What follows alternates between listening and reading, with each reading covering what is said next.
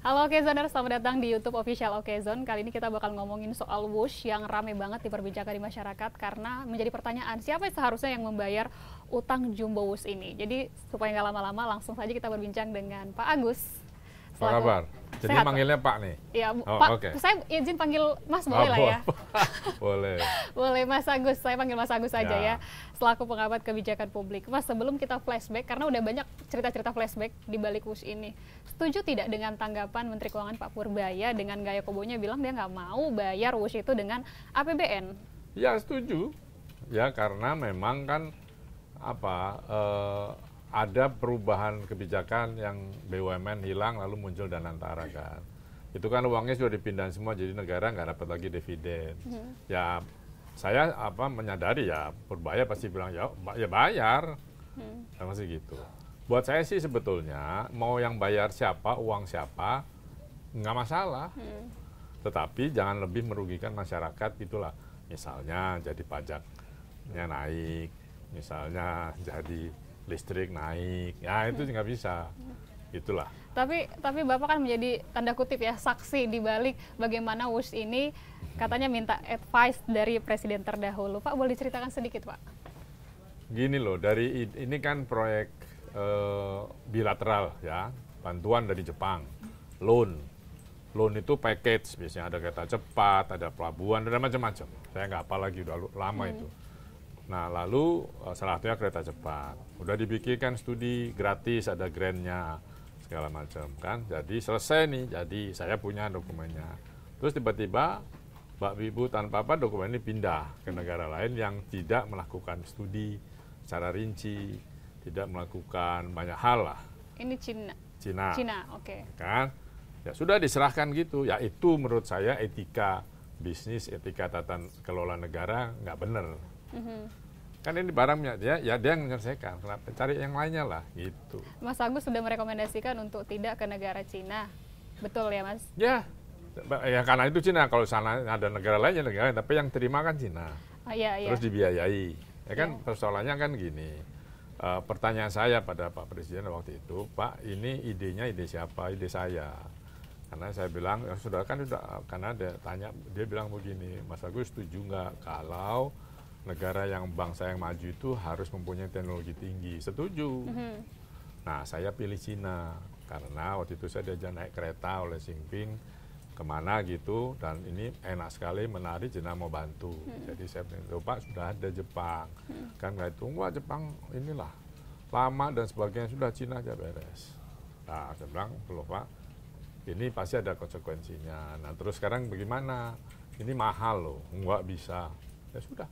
Tapi menurut Mas Agus, kenapa sih pribadi Presiden Jokowi pada saat itu memilih negara Cina ketimbang Jepang? Nggak tahu saya, tapi kan mereka kan waktu itu kan memang banyak kerjasama dengan Cina kan. Bikin jalan tol dengan Cina, bikin apa dengan Cina, loan-loannya itu. Tapi mungkin di situ, saya nggak tahu. Nggak tahu, tapi dibalik apakah itu menjadi salah satu faktor Pak Jonan akhirnya mundur? Ya kalau itu kan Pak Presiden waktu saya tanya ini dicapai ide beliau sendiri, saya pikir idenya Menteri BUMN. Bukan, itu karena harusnya tanggung jawab kan Menteri Perhubungan menolak. Jadi saya perintahkan Bu Menteri BUMN untuk mencari loannya, pokoknya membereskan lah administrasinya gitu. Harusnya kan memang Menteri Perhubungan itu. Nah, boleh diceritakan nggak sih Pak, gimana situasi pada saat itu Pak Jokowi kan minta advice ke Bapak, terus ada juga Pak Jonan. Nggak advice lah, saya dipanggil. Ya, masa Presiden minta advice saya? Iya tanggapan, maksudnya tanggapan lah ya, tanggapan dari pengamat kebijakan publik ini gimana, terus ke depannya seperti apa. Itu Pak Jokowi dalam keadaan ya santai. Santai ya, Pak Jokowi dulu ketawa-tawa senyum gitu. Pak Jonan juga langsung. Oh nggak ada kan, Jonan nggak ada di situ. Oh tidak ada, jadi cuma ada Cuman Bapak. saya ditemani Watimpres dan beberapa teman. Dan akhirnya kan banyak yang bilang ini akan menjadi bom waktu. Iya, sudah saya ingatkan juga. Dan saya kan juga bicara di media, saya tulis, saya di interview waktu itu. Coba flashback ke tahun 2015 saja. Banyak itu statement saya. Makanya jadi waktu ini muncul lagi, ya ngapain, udah lupa juga saya. Diingatkan ya kan? sama media lagi Pak. Ya makanya, karena ada yang lupa juga. Iya. Dan sudah berkembang kemana-mana, penguasanya berbeda, ya kan. Sudah terjadi kerugian yang waktu itu sudah saya sampaikan. Ya gitu aja. Konsekuensi yang paling fatal dengan adanya utang ini, Pak? ya tentu harus bayar, kan namanya utang. Ya kan, ya harus dibayar. Siapa yang bayar? Nah, silahkan. Makanya saya di beberapa podcast maupun televisi saya bilang, duduklah Menteri Keuangan dengan pimpinan dan antara, disaksikan Komisi 11 DPR, karena yang punya hak untuk menetapkan anggaran, ini mau diapain? Kan harus dibayar. Asalnya dari mana duitnya? Mau dari APBN, mau apa, terserah. Saya serahkan pada mereka. Masa kita suruh mikir lagi? Ya enggak lah. Tapi, saya bukan ekonom juga, kan nggak boleh jawab. Iya sih, tapi kalau sehatnya itu dari, kita ngambil dari APBN atau dari Dantara? Dua-duanya kan lagi sakit. Ya kan, APBN kan banyak persoalan, loan dan sebagainya, makanya yang dari daerah kan dipotong-potong. Kita punya program besar juga MBG, gitu kan, punya program besar juga Koperasi Merah Putih. Apalagi tuh, Sekolah Merdeka atau apalah namanya, saya nggak banyak. Nah, jadi maksud saya, kalau di Dantara, iya kan 80 dividennya BUMN kan sudah pindah. Nah, Pak Menteri Keuangan bilang ya itu udah dibawa ya bayar. Nah gitu, ya terserah. Tapi buat kita publik terserah, siapa yang mau bayar ya duduklah. Makanya saya sarankan Menteri Keuangan dan antara duduk, ada di situ DPR Komisi 11 yang karena dia yang akan jadi wasit atau menentukan segala macam. Itu mekanisme tata kelola negara. Tapi ada nih berita terbaru dari Pak Mahfud bilang konsekuensinya adalah wilayah kita itu bisa diambil juga sama Cina, Mas. Nah itu gini loh, itu yang saya juga sampaikan. Jadi gini, kita kan tahu upaya Cina sekarang menjadi negara adidaya melawan Amerika. Nah Cina itu di Laut Cina Selatan atau Natuna itu kan dia besar ya, terus bisa menguasai, dia bikin Belt Sutra itu segala macam. Nah tentu saya misalnya sudah kasih uang bangun kereta cepat ini 40%, terus kasih loan. Ya kan modalnya 40%, dia 60% kita kasih loan. Terus emang dia mau ngambil nih di tengah pulau gini. Kan misalnya Anda kredit sepeda motor, nggak bisa bayar kan dia ambil. Yeah. Nah, itu terus ngambilnya sih buat apa? Dia mau ngoperasiin, males banget. Iya sih. Lalu kita pikir, saya waktu itu mengingatkan, sekali lagi saya mengingatkan, saya tidak menyarankan, saya bukan ahlinya geopolitik, karena upaya Cina untuk terus mendekat ke arah sini, kan bisa bilang ya sudah, gue mau bangun pangkalan aja di Natuna misalnya. Gimana? Nah, ini saya cuma colong pikirkan, karena yang kemarin saya sampaikan soal kereta cepat kejadian sekarang. Waktu orang wah nggak bisa begitu, nggak, tenang aja kejadian. Nah kan nanti saya khawatir ini kejadian. Tapi kan karena apa? Sri Lanka membangun pelabuhan atas bantuan Cina, nggak bisa bayar, jadi pangkalan di situ. Tapi ini kita kayak terperangkap nggak sih Mas Agus? Agak. Apa jebakan dari Cina buat kita? Enggak, itu bisnis to bisnis. Saya nggak tahu, kan ada pembicaraan antar pejabat tinggi negara kan, saya kan nggak ada di situ. Saya cuma mengingatkan dari luar bahwa, dan itu sudah saya ingatkan gitu loh. Terus kejadian, itu semua, terus kalau suruh tanggung jawab, ya nggak bisa lah. Terus yang tanggung jawab harusnya siapa Mas? Yang tanggung jawab, ya yang pimpin negara tentu. Yang pimpinan negara yang mana Mas? Ya waktu itu kan presiden yang bilang itu idenya, ya harus presiden. Dan jajaran kementerian yang melakukan ini, kenapa sampai bisa begini, kan sudah saya ingatkan. Saya ini cuma mengingatkan loh waktu itu, dan kejadian sekarang ya, terus gimana? Kan udah saya ingatin. Batasan kita warga negara cuma sampai situ. Ini impact-nya itu bisa sampai berapa tahun? Berpuluh? Kalau yang sekarang, katanya menghitung, saya nggak menghitung karena data saya udah nggak ada, itu kan 85 tahun. Belum lunas katanya. Karena gini loh, utangnya nilainya itu kan dari US dollar dan yuan. Sekarang berapa? Waktu itu nilai US dollar berapa? 13.000 mungkin. Sekarang sudah 16.000. Ya tentu jadi berlipat-lipat lah. Ya dan semakin naik kan ini dari awalnya berapa triliun jadi tembus ini. Ya karena itu, karena kurs bukan karena markup. Kan ada sebutnya markup. Berarti saya tidak melihat markupnya, ini pasti karena kurs sudah. Iya Pak Mahfud, Mas baru bilang ada markup, ini setuju nggak? Nah kalau markup, saya bisa memahami ketika kita ngecek kontraktornya. Kontraktornya kan ada 4 BUMN yang di konsorsium. Nah yang paling besar sahamnya itu Wika. Nah coba dicek karena dia adalah yang mimpin ini konstruksi. Nah paling di situ, yaitu silakan APH kalau mau cek. Oke, ini kan pemerintah udah tahu nih lagi rame diomongin ya, Mas. Terus dari salah satu danantara bilang, kalau saya nggak salah, dia bilang kalau nanti akan ada dana suntikan ke KAI. Itu setuju nggak sih? Dana suntikan dari mana? Ya itu nggak disebutin sih, itu hanya. Nah, ya kan harus disebutin kan, danantara mengumpulkan aset segala macam BUMN jadi satu semua, dividen diambil. Kan masih banyak dia harus menyuntik Garuda, ya dia harus menyuntik beberapa BUMN yang rugi. Terus mau dari mana? Ya dari situ uangnya. Mau issued bond, memang ada yang mau beli bondnya kereta cepat misalnya gitu. Kan itu hal-hal yang perlu kajian, bukan diomon-omon. Nah itu belum keluar, makanya saya bilang duduklah kalian, tentukan mau bayar pakai apa nih. Kan harus dibayar utang. Iya. Ya kan? Harus bayar utang. Harus bayar utang, masa nggak dibayar? Gimana? Ya nggak tahu. Kan gue udah ingetin dulu. Tapi Mas, ini kesalahan warisan nggak? Warisan dari mana? Iya dari. Ya bisa terserah melihat sudut pandangnya. Bisa jadi karena kan yang ingin itu pindah kan. Kalau dulu ada di Jepang kan itu longitude, nggak ada urusannya. Ya tetap dibayar aja. Nanti perkara, oh Jepang minta supaya mobil gua lebih laku di sini ya. Nah, ya, itu bagian dari senario bilateral agreement. Oh saya mau bangun ini habis ini itu, ya silahkan di bagian itu.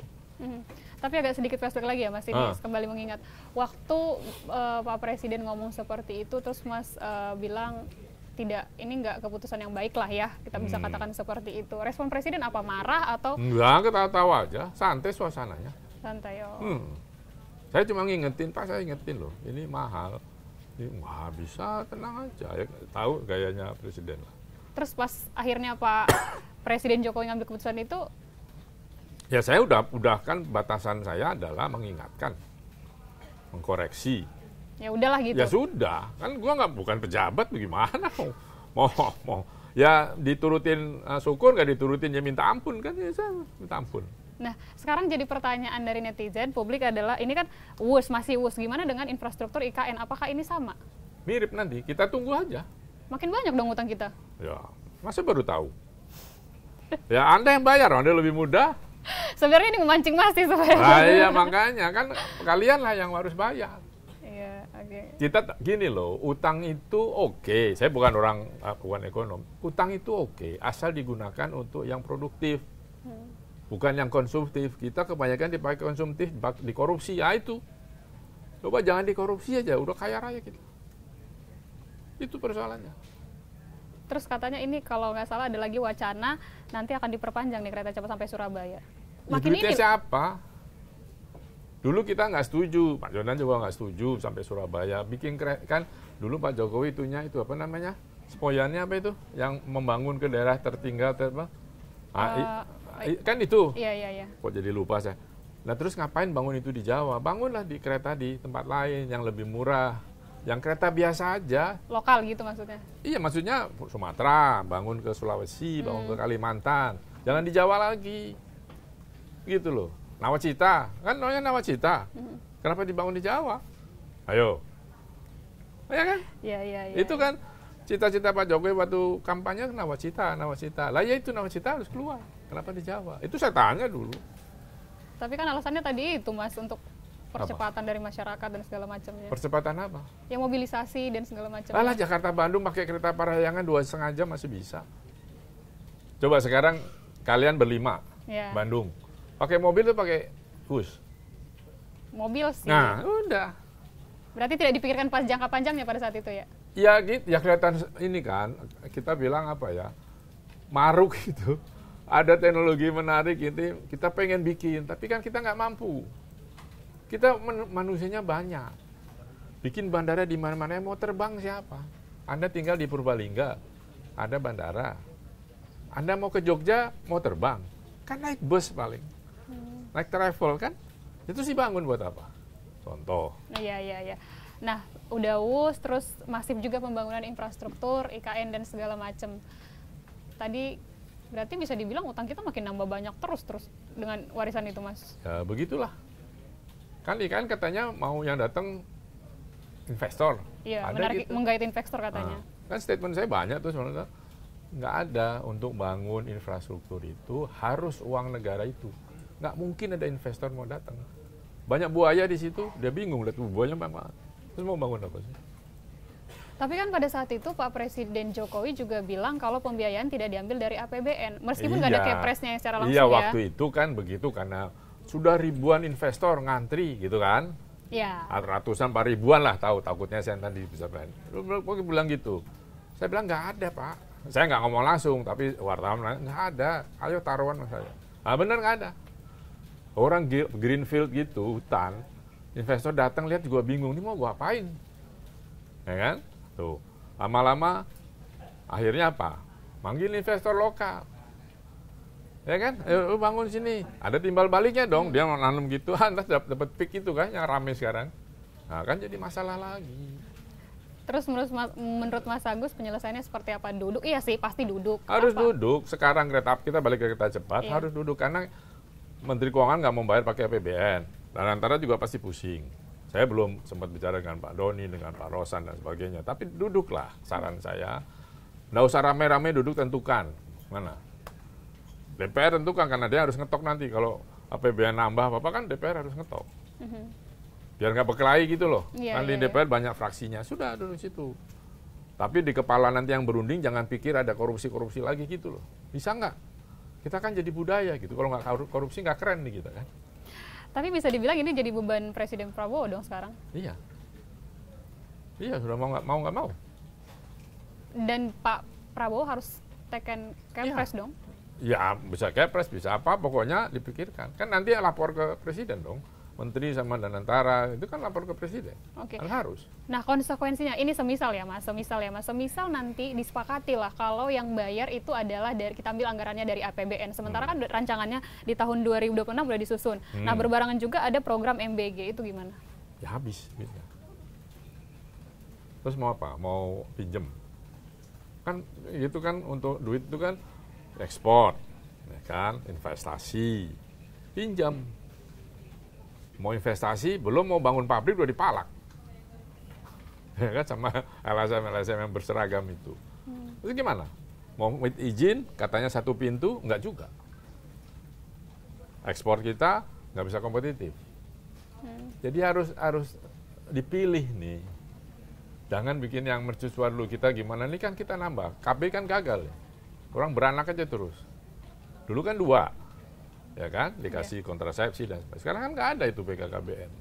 Yeah. Jadi meledaklah itu. Terus ngasih makan orang ini kan banyak. Padi, beras kita masih impor. Yang di Papua saya nggak tahu jadi apa enggak. Itu juga gede, ya kan. Nah jadi dipikirkan yang baik lah. Jangan cuma karena term 5 tahunan. Ke depan. Katanya emas berapa? 2045. Iya. Nah sampai enggak itu? Indonesia Emas 2045. Ya, sekarang korupsi udah dari yang muda-muda loh. Coba perhatiin. Bukan yang tua-tua setua saya, yang muda-muda. Kenapa bisa begitu? Karena nggak ada penegakan hukum. Hukum kita masih lemah. Ya nggak ditegakin aja. Coba di jalan. Kalian nggak pakai naik motor, nggak pakai plat nomor, nggak ada yang nangkep kan? Nggak pakai helm juga nggak apa-apa.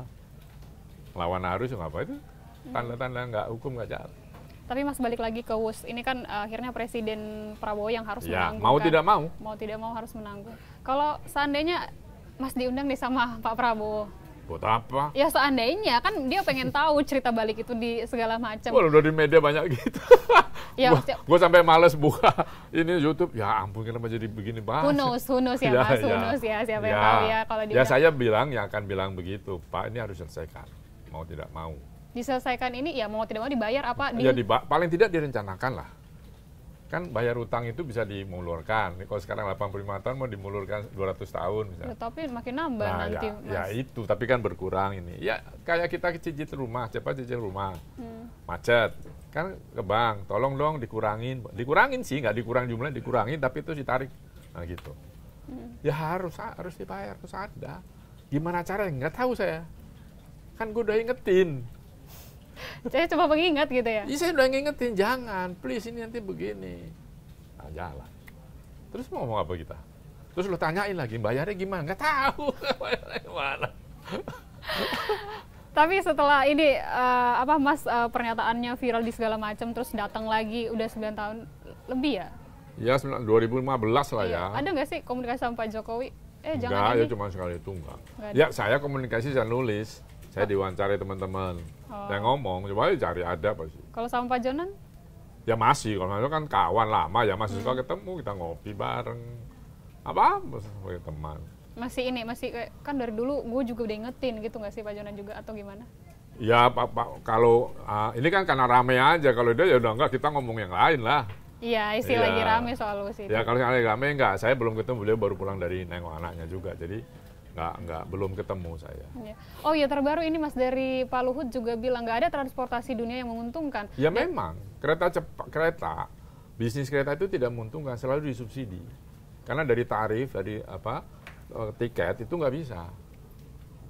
Itu juga selalu gue tulis dan segala macam. Apalagi kereta cepat itu nggak ada yang, mungkin 1-2 yang untung, lainnya rugi. Tapi kenapa ya Pak Jokowi mau membangun kereta cepat itu, Mas? Itu tadi dia bilang bangsa yang maju, kelihatan maju itu punya teknologi tinggi. Tapi itu kan masih cara diplomatis kata-kata, pasti ada. Lah nggak tahu, tanya Pak Jokowi sendiri atau tanya Bu Iriana. Maksudnya dia perlu nih menonjolkan ini loh, ini nih kita bangsa yang maju nih. Nah, tapi kan nggak dihitung.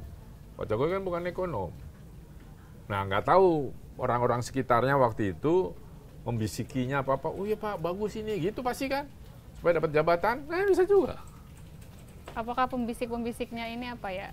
Tidak mempertimbangkan jangka panjangnya apa hanya kalau untuk dia waras sih mempertimbangkan lah. Ya atau cuman pengen ya senang di depan Bapak Di gitu. depan terus dapat jabatan itu kan gitu. Teman-teman saya banyak kok. Teman-teman yang dapat jabatan. Iya. Bapak nggak ikut? Enggak, saya kan tetap kayak gini aja. Coba tanya siapa yang suka wawancara gue dari 30 tahun yang lalu itu sama. Nah, oke. Setelah dari Wus ini, konsekuensi yang harus dihadapi Pak Prabowo adalah bayar hutang. Tapi kalau menurut dari kacamata Mas Agus, ini akan seperti apa? Apakah ini akan menggagalkan program Pak Prabowo atau konsekuensi Harus yang jangan gini loh. Keuangan ini kan kayak politik. Politik kan tidak ada yang buntu. Selalu ada jalan. Jalan tikusnya banyak. Nah, ini sama. Perkara itu nanti dari mana, dapat uangnya, uang siapa, itu nanti. Yang penting sepakatan dulu, ini harus dibayar.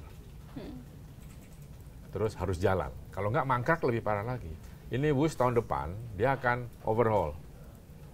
Itu mahalnya sama dengan overhaul pesawat. Duitnya? Iya, tapi seandainya misalnya ada statement, kita nggak tahu ya, Ya. tapi seandainya ada statement nih, udah kita ambil berapa persen dari APBN, ini akan membuat chaos publik nggak sih? Ya iyalah pasti. Kan gini loh, sekarang aja kan dana ke daerah kan sudah dipotong. Berapa? 60% berapa sama Purbaya. Itu udah ribut semua. Nggak berani mau naikin lagi kayak yang Pati itu bisa didemo kan? Tapi kan harus berjalan, harus menggaji itu pekerja-pekerja honorer, guru, dokter, suster gitu. Nah terus kalau itu dipotong terus gimana? Saya khawatir ya sumber daya alamnya dihabisin di daerah. Itu yang saya khawatirkan. Sumber daya alam di daerah. Iya, karena nggak ada ini ya tebas aja udah. Jual kayunya nggak usah tanam, gundul kita. Ya nggak gitu juga sih. Nah, itu kan makanya harus dipecahkan. Gimana? Terus jagain supaya kepala daerah ini jadi nggak sembarangan mengeksploitasi alam. Itu yang saya khawatirkan terus terang sekarang karena di-cut itu tadi. Nah sekarang mau di-cut lagi dari posting mana? Berani nggak Menteri Keuangan cut dari MBG? MBG kan gede banget porsinya. Ya iya. Menurut Mas Kan saya juga bilang MBG itu program bagus. Saya selalu bilang ini program bagus. Tetapi kita ini sekarang ini kalau membuat program itu tidak menyiapkan underlying-nya dulu, peraturannya. Jalan dulu baru peraturannya buat. Sekarang kan belum jadi peraturannya. Ya, langsung jalan dulu. Terus sekarang ada keracunan gimana? Bayangin bikin 3.000 piring. Mesti siap jam berapa? Jam 9, jam berapa gitu. Ya, Kalau pagi. bikinnya tengah malam. Pastilah, nggak mungkin. Basi dia kalau nasi, ibu saya dulu kalau mau nasi panas gitu kan dikipasin kan. Supaya nggak ya. Kalau itu kan pasti tutup diemin ya. Busuk lah besok. Berarti ada catatan juga buat MBG ini ya? Ya, jadi saya dari dulu saya bilang, jangan keseluruhan serentak. Cari daerah yang betul-betul memang kurang gizi. NTT, Maluku, Aceh, gitu dari mana ada. Jakarta nggak usah. Orang Jakarta bergaya gini banyak itu. Kan nggak dimakan sama anak-anak itu. Kecuali yang di daerah sana, mohon maaf, Cilincing, ya itu ada. Tapi kalau di tengah kota begini dikasih MBG, nggak ada yang makan. Nah sekarang di Jogja ada lagi tuh. Cerita saya kemarin saya baru kembali dari Jogja, teman-teman bilang, dikasih, tapi si anak harus bawa piring dari rumah, tempat lah. Buat apa? Buat masukin itu karena nggak enak, karena udah 2 hari busuk terus. Jadi jangan ditinggal di situ, bawa pulang, dibuangnya di rumah, kan? Mubazir. Ya. Tapi habis dari WUS kita ngomongin MBG. Kalau Mas sebagai pengamat, kalau sebagai pengamat, ini programnya tepat apa enggak? Programnya bagus. Sekali lagi saya katakan, ini tapi program catatannya adalah jangan langsung serentak. Cari daerah-daerah yang memang betul-betul kurang gizi. Kurang gizi ya, bukan sakit gizi. Beda itu. Kalau sakit gizi itu stunting. Jangan daerah yang kurang gizi aja. Ditata yang baik, penyiapan SPPG-nya yang baik, gitu kan. Ini kan pengawas gizinya ada yang baru lulus dari SMK gitu-gitu. Terus kan kebanyakan TNI. Nah, kan beda. Kalau TNI, polisi menyiapkan orang mau perang, mau operasi. Ya makanan pokoknya setengah mateng, ukuran dia nih, ukuran si kokinya udah mateng nih, tapi ukuran anak-anak kan enggak. Anak-anak kan perutnya masih sensitif. Tapi kan kalau langsung realisasi, kalau kita nggak muluk-muluk lah, pasti berkaca sama negara maju. Contoh itu Jepang, 40 tahun butuh 20 tahun. Kita 1 tahun target kita bisa dibilang ambisius. Itu terlalu ambisius dan sulit dicapai. Kemarin teman-teman Muhammadiyah kan bikin di sekolahnya. Nah, itu udah bagus. Jadi masaknya bisa subuh. Kalau ini masaknya pasti tengah malam. Udah pasti 3.000 porsi. Tadi saya baca di mana tuh, 10.000 di Jakarta. Nasi sama ayam, nggak dapet. Sama telur. Katanya mau sarannya 2 lauk kalau nggak salah. Lah ya 2 lauk juga kan, terus yang di mana itu semangkanya udah layu. Iya. Semangka itu kan dibelahnya harusnya subuh, itu belahnya pasti tengah malam. Ya layu dia. Nggak usah jauh-jauh di RW saya dulu, saya pernah marah, saya panggil gubernur karena itu. Karena udah layu. Kalau bandingin terkait infrastruktur sama program makan bergizi gratis, kalau dari segi pengamat, veteran mana sih? Ya tentu, sekali lagi semuanya itu harus dengan baik, jangan terburu-buru. Jadi orang jangan berpikir pimpinan kita ini 5 tahun nih masa gue ini harus jadi, nggak bisa.